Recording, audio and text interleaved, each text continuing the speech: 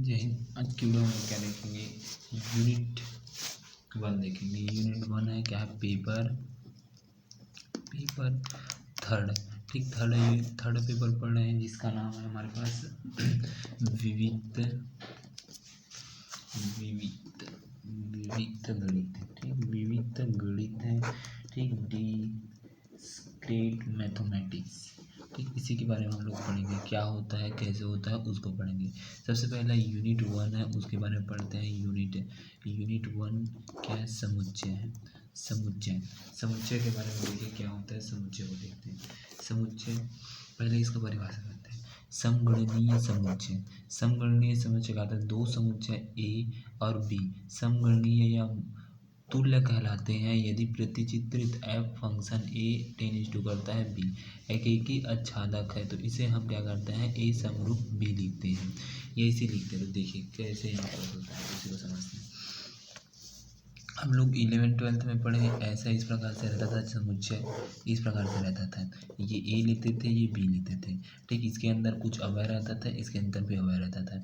मतलब यहाँ पर इसको हम लोग सूत्र करके क्या लिखते हैं, एफ टेन इज टू क्या कर एफ अनुपात में क्या करता है, ए टेन इज टू कर रहा है बी पर। अर्थात यहाँ पर मान लीजिए ए बी सी डी, यहाँ पर भी ए बी सी डी, तो एक एक के साथ क्या करता है, संबंध बनाता है एक एक के साथ। तो इसको बोला जाता है एक ही प्रतिचित्रण कहा जाता है। तो इस प्रकार के जो सब समुच्चय बनता है उसको हम लोग इस प्रकार से दर्शाते हैं, ऐसे दर्शाते हैं। तो ए समरूप होता है बी। ठीक, इसी को इसमें बताया गया है। ठीक, अब इसके बाद इसका प्रमेय देखते हैं। देखिए प्रमेय क्या कहता है, प्रमेय समुच्चयों के कुल पर समगणनीयता का संबंध है, एक समतुल्य संबंध होता है। ठीक, एक समतुल्य संबंध होता है कि तुल्यता संबंध होता है कि नहीं, देखते हैं। ठीक, तो यहाँ पर देखिए क्या है हमारे पास, माना। ठीक, माना करके लिखेंगे, माना ए और बी दो समुच्चय हैं जो समगणनीय हैं, तब एक ही आच्छादक प्रतिचित्रण F A ten to B को अस्तित्व होता है और हम इसी की दर्शाते हैं, ए और बी समरूप ए समरूप बी लिखते हैं। तो हमें सिद्ध करना है कि समगणनीयता का संबंध समरूप एक तुल्यता संबंध है, ये हमें सिद्ध करना है। सेम इसी प्रकार से हमें सिद्ध करके देखिए, ये जो ए है और बी है, ठीक, एक से क्या करता है, संयोग करता है इसे, तो वो क्या करता है, F A ten to B होता है। ठीक, इस प्रकार से होता है। तो इन दोनों का मान क्या आता है, समरूप की तरह इस तरह से दर्शाते हैं। तो ऐसे दर्शाते हैं, इसको बताना है, इसी को सिद्ध करके लाना है कि ये क्या होता है, उसी को। ठीक, इसी को सिद्ध करके लाना है, ये बताया है। ठीक, तो सबसे पहले स्वतुल्यता के लिए देखते हैं, स्वतुल्यता क्या होता है उसको देखते हैं। यदि I A ten to A तस्मत्कारी प्रतिचित्रित X I X equal to X जो कि एक और आच्छादक है, तो फलता है ए समरूप होता है ए है। तो संबंध ए समरूप होगा, स्वतुल्य होगा, मतलब स्वयं से। ठीक, हम लोग 11th-12 में पढ़े हैं एक ही आच्छादक स्वतुल्य, ये पढ़े हैं। तो यहाँ पर एक क्या है, समरूप है ए, ये ए है, इसका नाम बी है, जो इसके अवयव है, ठीक, ये भी ए है, बी नहीं है ये। ठीक, तो ये वाले अवयव इसके साथ क्या करेगा, संबंध बनाएगा, और ये वाला इसके साथ संबंध बनाएगा। ठीक, तो इस प्रकार से हमने मतलब स्वयं के साथ स्वयं बनाता है, तो उसके क्या बोला जाता है, स्वतुल्य बोला जाता है। स्वयं के साथ बनाना स्वतुल्य। ठीक, तो इस प्रकार के इसको रहते हैं, F function F A ten to A होता है, तो इसको ए समरूप हम लोग ये लिख सकते हैं, कुछ इस प्रकार से लिख सकते हैं। तो उसे बोला जाता है स्वतुल्य संबंध बोला जाता है। इससे हम लोग 11th में पढ़ चुके हैं, 11th-12th में भी पढ़ चुके हैं। ठीक, तो इसको समरूप स्वतुल्य होता है, ये जो चिन्ह दिया है वो स्वतुल्य है। सेकंड देखते हैं, देखिए सेकंड क्या हो रहा है। देखिए अब फिर सम्मिता निकालते हैं।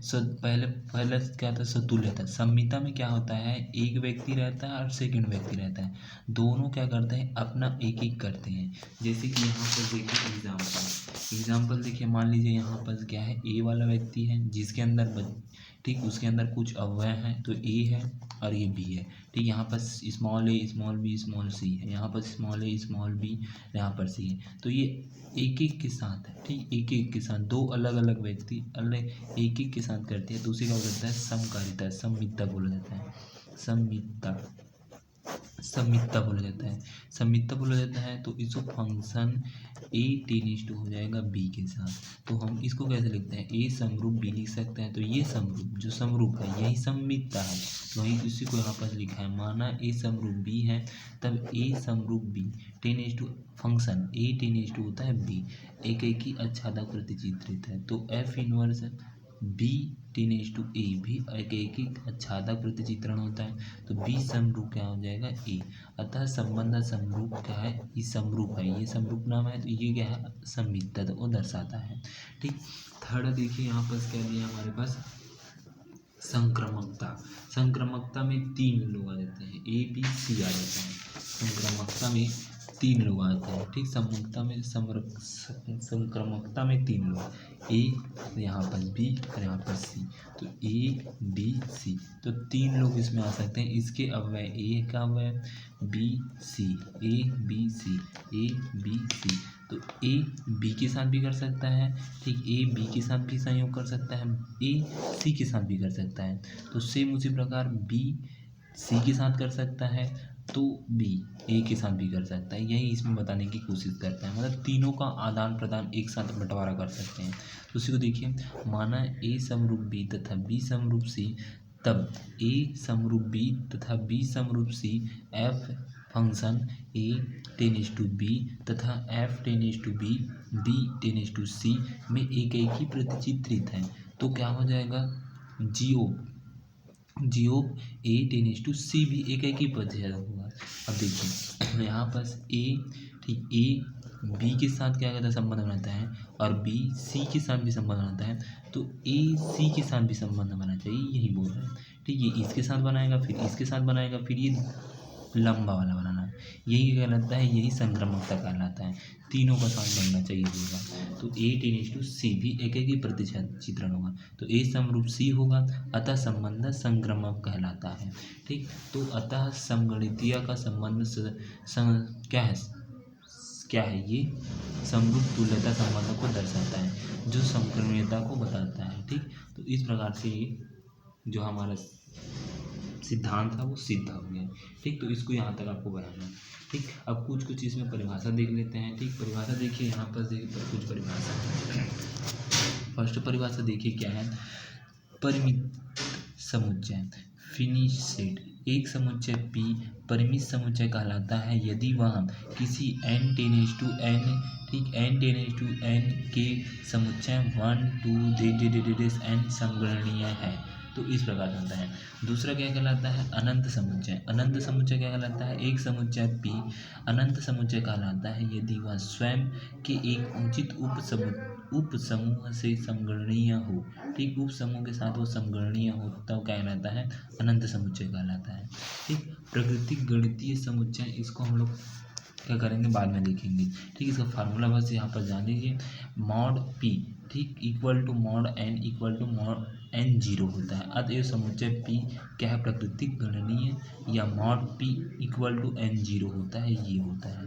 ठीक। तो इसको आप सूत्र बस को, इतना बस को आप याद रख लेना, क्योंकि ये ज़्यादा काम नहीं आता है। ठीक। ये जो फार्मूला होता है ये काम आएगा। ठीक। तो इस प्रकार से आपको याद रखना। फिर आगे की वीडियो हम लोग क्या देखेंगे, एग्जाम्पल देखेंगे, मतलब उदाहरण देखेंगे, कौन कौन सा क्वेश्चन कैसे किस तरह से आता है उसको देखेंगे। ठीक। तो इस प्रकार से आपको समझ आएगा।